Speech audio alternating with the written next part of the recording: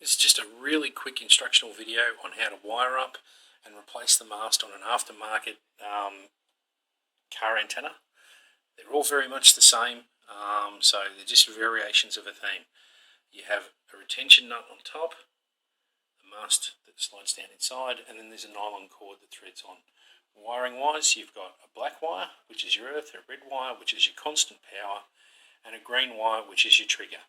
When you connect both the red and green wires to power, your antenna will extend. When you disconnect the green wire, the antenna will retract. There's an internal relay which switches it on and off when it's at full length, etc. So that's basically how easy these things are to hook up. Connect the green wire to power, so you've got green and red both connected to power, black to earth, your antenna extends. When you disconnect the green wire, leaving the red wire connected, it retracts. It's that simple. Now, to change the mast on these things, what you do is, you've got a broken, bent, whatever mast, right, remove your retention nut at the top, extend your antenna to full length,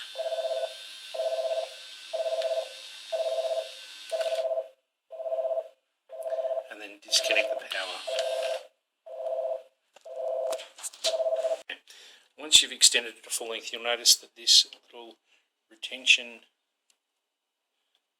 sleeve starts to pop out.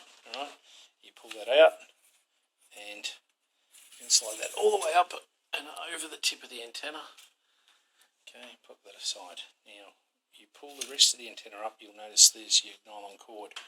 Now, take a note of what direction the teeth are facing in relation to the motor. So you've got the motor sideways and your teeth on the facing in towards the rest of the motor. Okay, now what you can do is pull it the rest of the way out.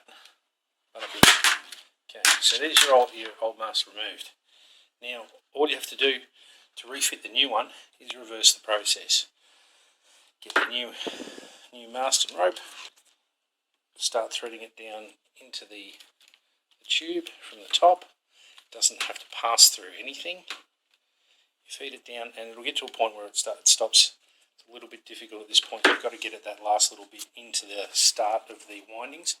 I'm just going to have to pop the camera down because I need to in.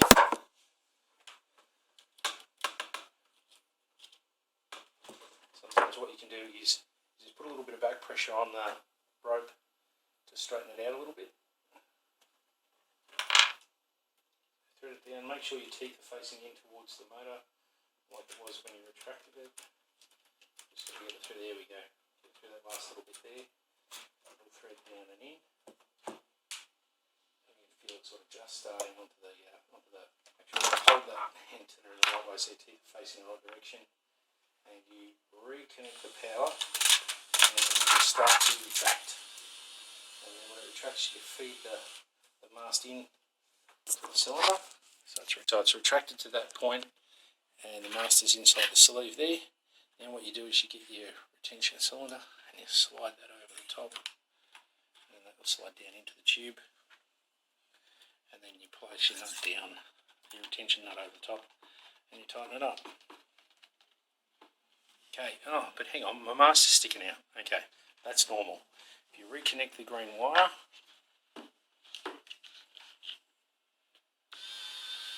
the antenna will extend to full length.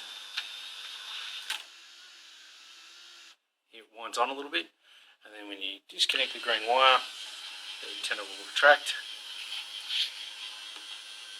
and it retracts all the way to its proper position. That's it. That's how easy it is to hook up one of these things and how easy it is to change a mast. You don't need to pass the antenna through anything or what have you. You just thread it straight down to the top of the tube. That easy. Okay, enjoy.